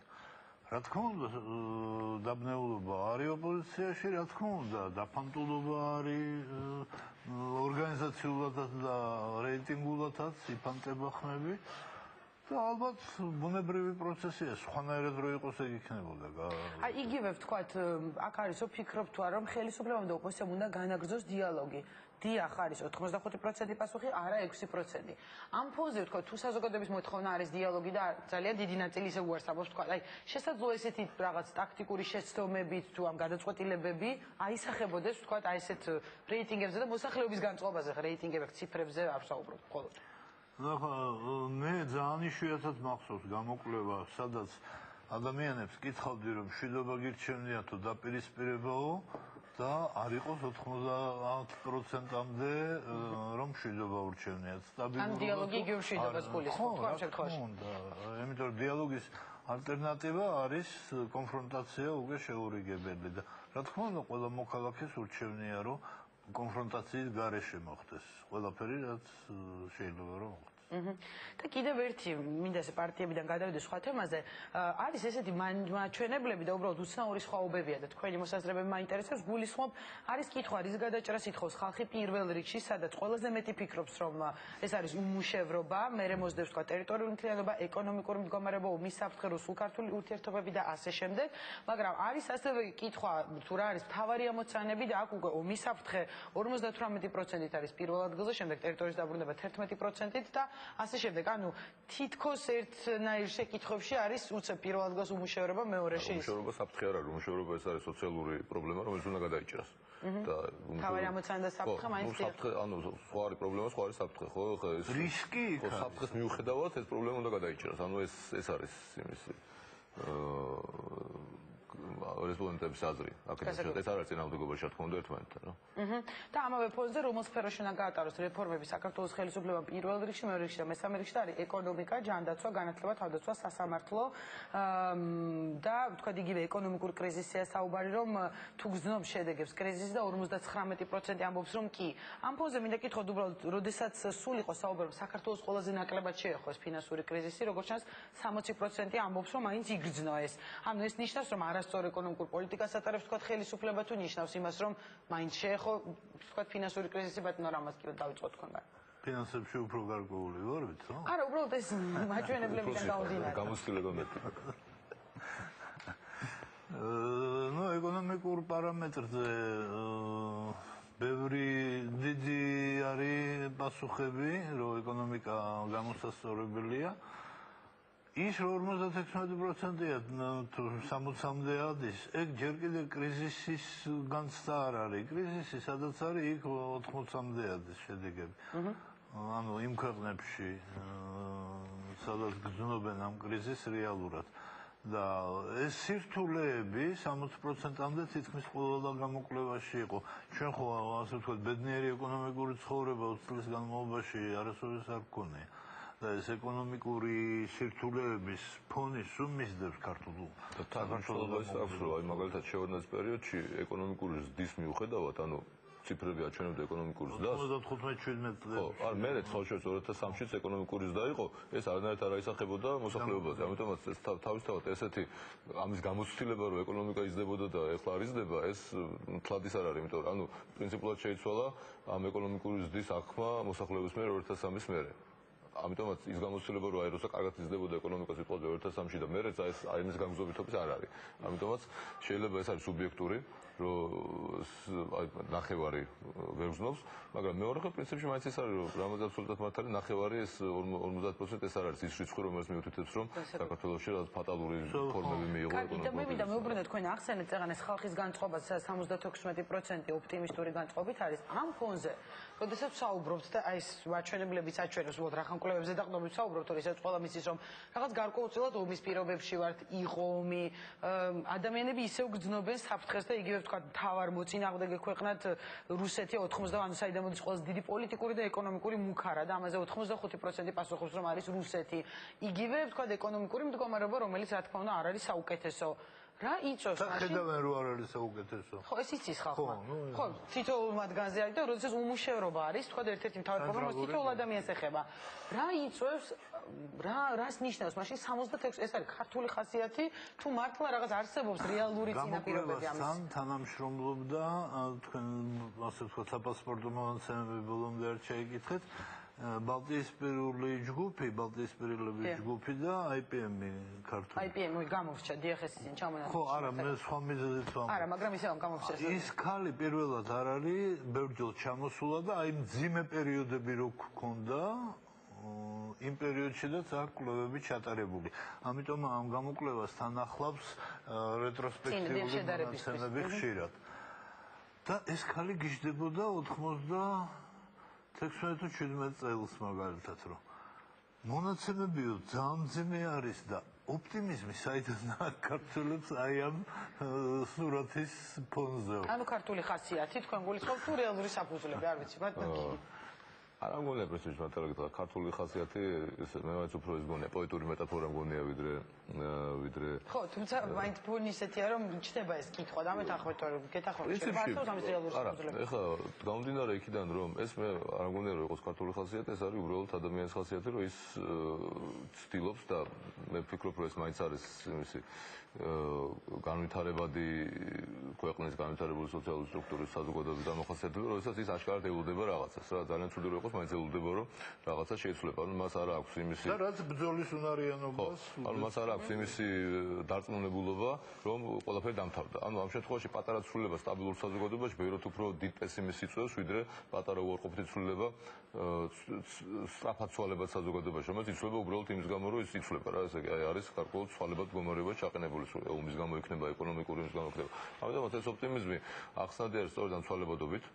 მაგალითად მსგავს მდგომარეობაში რო ყოფილიყო რომელიმე სტაბილური ქვეყანა, მაგალითად ევროპის რო ცენტრალური ევროპის რომ გქონდა, რა თქმა უნდა პესიმიზმი შეტრიალებული იქნებოდა, ანუ 19 იქნებოდა ოპტიმისტური და 76 იქნებოდა პესიმისტური, მაგრამ სწორედ იმედად რამდენად ეს არის განვითარება და ამას ყველა ხედავს სხვადასხვანაირად. მაინც იმის იმედი არის სულ ესე იგი რომ იყოს მოწინააღმდეგე არსებული მმართველი პარტიის.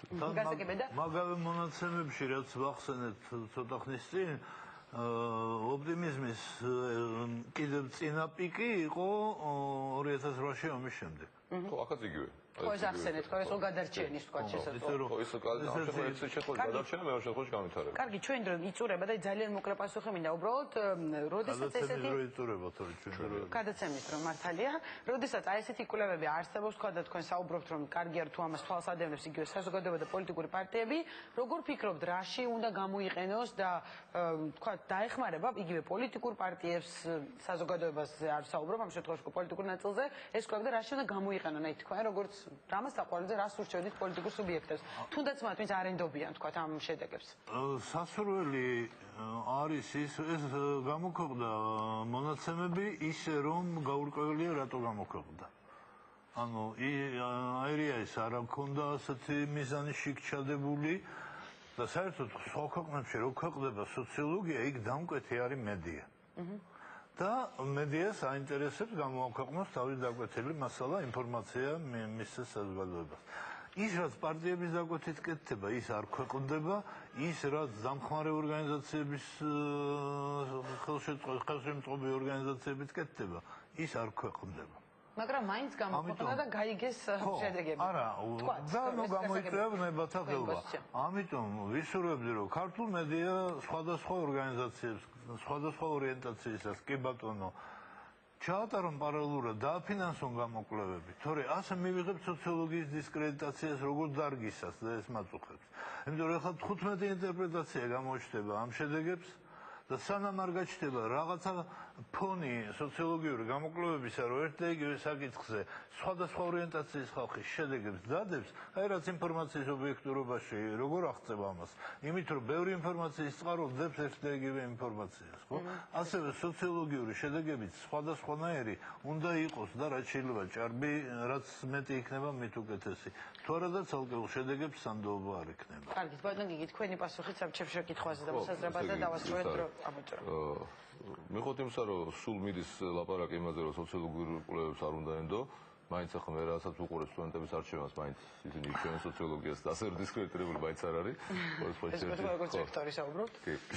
და რაც შეეხება ოპოზიციურ პარტიებს, მე დარწმუნებული ვარ, რომ მათ იგივე სახელმწიფოებსაც შეიძლება ხო, მე ვფიქრობ, რომ ეს არის ძალიან, ხო, ეს არის ერთი მხრივ. არა, კონკრეტულად მარტო რეიტინგებს არ გულისხმობ პოლიტიკურს, დიახ. მე ვფიქრობ, რომ ყველა ამას გამოიყენებს კარგად, ანუ ადეკვატურად. ანუ უნდა გამოიყენონ თქო. ხო, უნდა გამოიყენოს და მე ვფიქრობ, რომ გამოიყენებს, იმიტომ რომ რაც არ უნდა ილაპარაკოს დაუშვათ სახელმწიფო ფრთამ, რომ ის არ უყურებს რეიტინგებს და მისთვის მნიშვნელოვანია საზოგადოებრივი ურთიერთობა და რაც არ უნდა ილაპარაკოს ოპოზიციურმა პარტიებმა, რომ ის ასევე არ უყურებს ამ რეიტინგებს, იმიტომ რომ მას ამის არ ჯერა, მე მაინც დარწმუნებული ვარ, რომ ეს გამოკვლევა მათთვის ძალიან კარგი საფუძველი იქნება შემდგომი განვითარებისთვის. ისევე როგორც სოფლის ყველა ქვეყანა. რა თქმა უნდა. კარგი, ძალიან დიდი მადლობა გიგი თევზაძე, რამესაყვარელი იყვნენ ჩემი გადაცემის ბოლოს სტუმრები, მე გემშვიდობებით მომავალ პარასკევს კი კვლავ შევხვდებით ამავე სტუდიაში უკვე იმ კვირის მთავარი თემით ერთმანეთს. ნახვამდის.